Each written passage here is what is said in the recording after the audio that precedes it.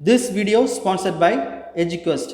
Eduquest offers skill-based courses in digital marketing, stock market, coding and more. The struggle to find courses that truly speak your language, it's finally over. Welcome to Eduquest, where learning is made just for you. At Eduquest, we bring you a wide range of online courses, from career building programs to skill boosting masterclasses, all in your regional language. Because we believe language should never be a barrier to success. Our courses are tailor made after understanding what today's learners really need. So why wait? Start learning the smarter, simpler way only with Eduquest. Visit eduquest.courses and explore your next course today. And hey, don't miss out on our exciting offers and promotions. Welcome to Digital Learners channel. In this video, let us see how to create a pivot table in Microsoft Excel. First, I open a sample Excel sheet.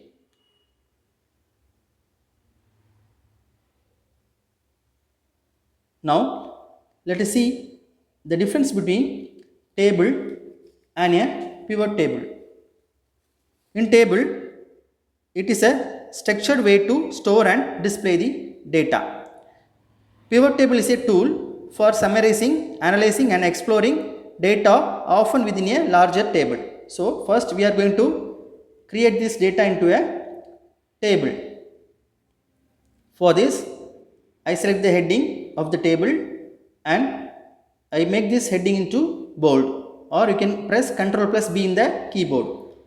Next, there should not be any gaps in the table.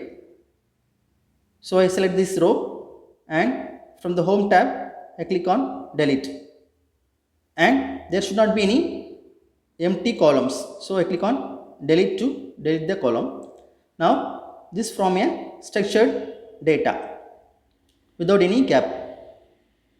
To convert this into a table, I select the entire data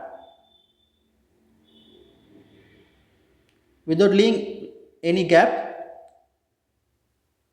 Then I go to home and I click on format as table. Now I click on any themes I want, and finally I select the OK button. Now my data has been converted into a table. To convert this large data into a pivot table, I select the entire table and I click on insert tab and pivot table from table or range.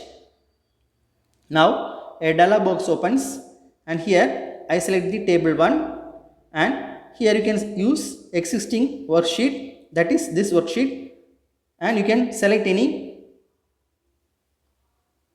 columns to display the data. In this case, I select a new worksheet to display the data. So I click on new worksheet and I click on OK. Now a new sheet has been opened and all the data from this table is displayed in the new worksheet. So I tick the headings and you can see all the data in the left side. Now I am going to remove all the ticks, and here I drag and drop the salesperson into the rows and total sales into the values. Now here you can see for each salesperson and their total sales value is listed here and the grand total is displayed here.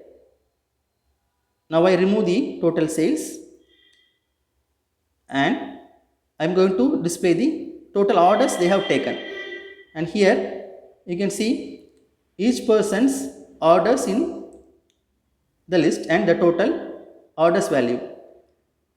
Now I am going to remove the both values, and now I drag and drop the region into the rows and order into the values. Now you can see for each region the order value is displayed separately and the total grand value is displayed.